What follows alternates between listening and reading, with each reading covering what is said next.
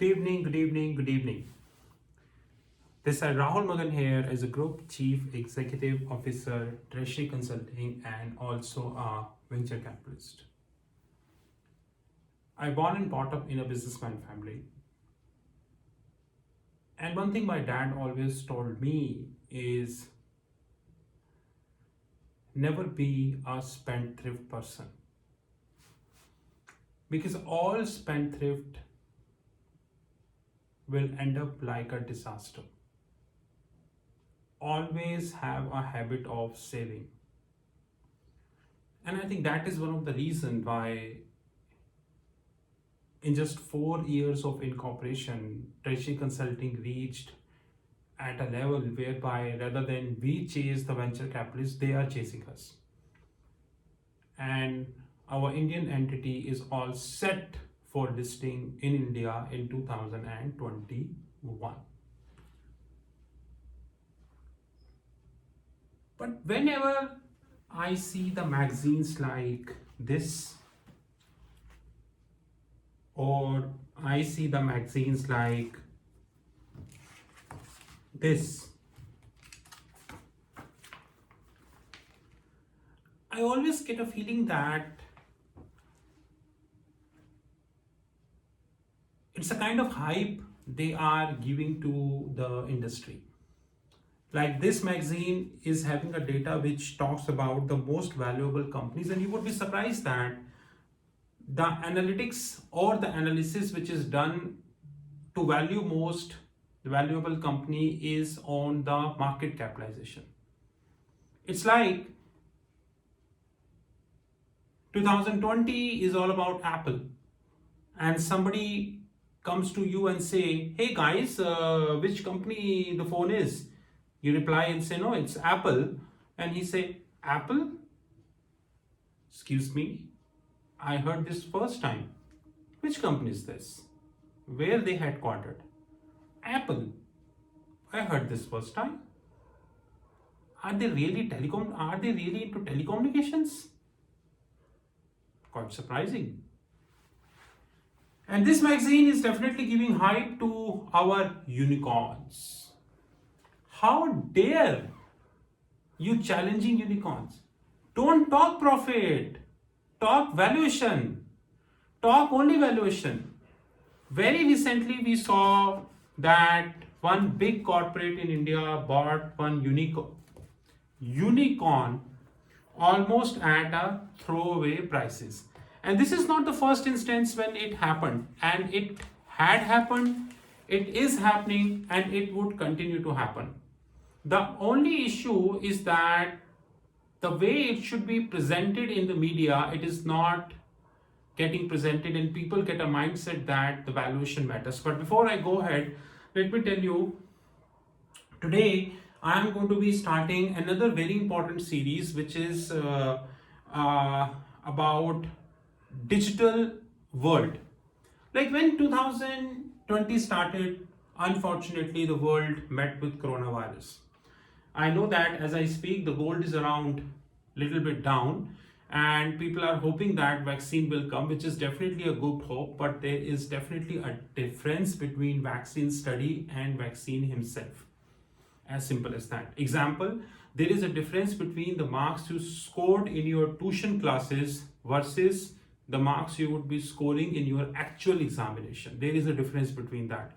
You may be a topper in your tuition, but will you really end up as a topper in examination at state level, board level, national level? Only the time will tell. But don't extrapolate that you are a champion in your tuition class and you will end up as a champion in the board level also. But unfortunately, this is the same thing which is happening in the market, whereby people feeling that a study which is there in public domain is something is going to be a reality. No approval is yet, but anyways, this is how the market works. 2020, when we got coronavirus, digital platforms comes into public domain. The biggest platform that got the biggest attention is the Zoom. I think Zoom from nowhere to $568 per share. but somehow they contracted a bit in the recent past. But Zoom is definitely a profitable company, which is really good. But before I going ahead, let me tell you this. A variety of the online investment platform have started advertising and churning out the digital content to create awareness about products such as mutual funds, shares, and XYZ. Example, app-based investment firm for millennials, Grow, started a YouTube series, Grow Original. Online stockbroking platform Zerodha is writing on content creation in the finance space. CoinSwitch Kuber, a homegrown cryptocurrency investment platform for retail investor, has launched its first campaign on Disney Hotstar, and so on and so forth. There is a lot of action which is happening. Now, what exactly is happening is that the digital content player are coming up in the public domain almost free of cost. Example, somebody offering classes on mutual funds, somebody offering on bonds, somebody offering on cryptocurrency. Probably somebody started offering other asset class also in near term. So everything is free. Now, when everything is free, the point is very clear, you will not pay for it. Very simple. Example, once you take Amazon Prime membership, 999 per year, I think you get more than sufficient material to see. And I really doubt whether I will meet with anybody who can claim that I watched the whole Amazon Prime and I left with no movie. So this is like that. Another thing is online education startup. I don't know why they write startup before Byju's. They should write online education unicorn. Online education, I correct this. Online education unicorn. Byju's is close to raising 200 billion in a fresh funding round from US investment fund BlackRock, T-Raw at a valuation of 12 billion. How dare you? You challenge this. How dare you? Valuation. Don't talk profit, buy. Don't talk profit. Valuation. Even if it is 12, they will write 0 after this. Accept that. Like Uber, 100 billion valuation. WeWork, 48 billion valuation. Airbnb. How dare you can challenge this? Even if it is $1,200 billion, you have to accept that. Please don't challenge them. The Bangalore-based agtech firm has last raised 500 million in September from a group of investors including private equity firm Silver Lake along with existing investors XYZ at a valuation of 10.8. You know, venture capitalists feel that everybody is an idiot. How? Post-money valuation equal to pre-money valuation plus funding round. So in September, the funding was done as 10.8 billion. Now it is 200 billion. Precisely, it is 12.8. I think it's a mistake because it should be 12.8 billion. But do you know, guys, what is the problem? I'll tell you the problem before I go ahead. And let me give you some data. Since the lockdown, Byju's has added 25 million new students to its platform. The app has over 73 million registered students and 5.1 million paid subscribers. 7.3 out of 73 million, 5.1 million is paid, which means less than 10% is paid. Out of 73 million, 5.1 million is paid, which is less than 10% is paid. It has introduced an online tutoring program, Byju's classes, this, and that. Now there are 4 fundamental questions which I'm raising. Number 1, there are many YouTube channels, including us, those who are circulating a lot of content in the public domain, that too free. So why there is a need for somebody to go and have a paid classes? Number 1. Number 2, the existing players like Grow, the firm I name, which is CoinSwitch, Zerodha, and many other, they are also offering a lot of free content in the public domain.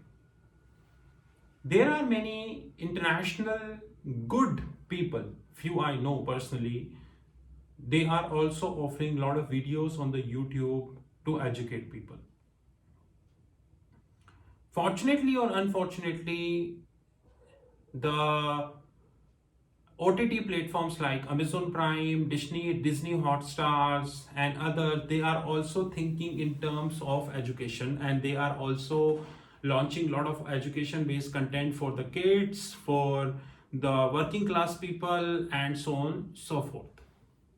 So my question is, how effective is the model of having paid content, and especially when this content is not advanced?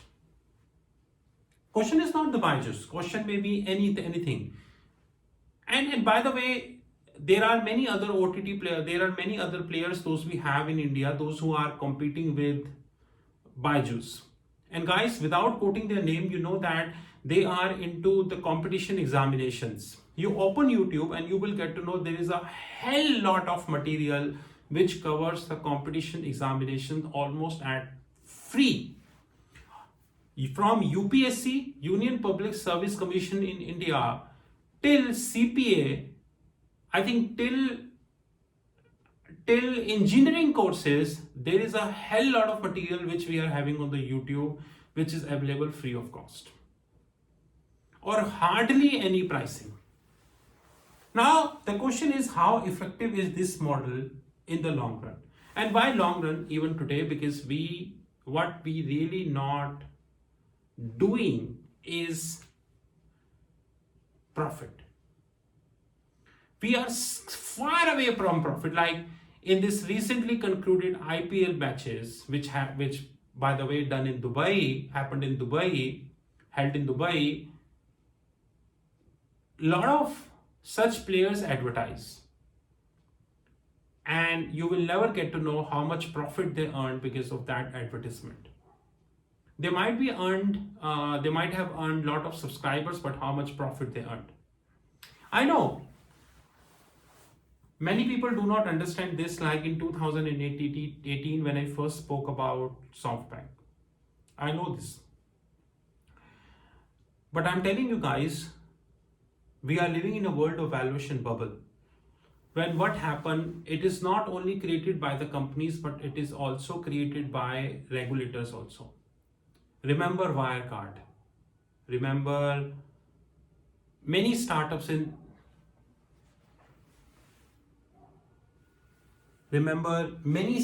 at Singapore.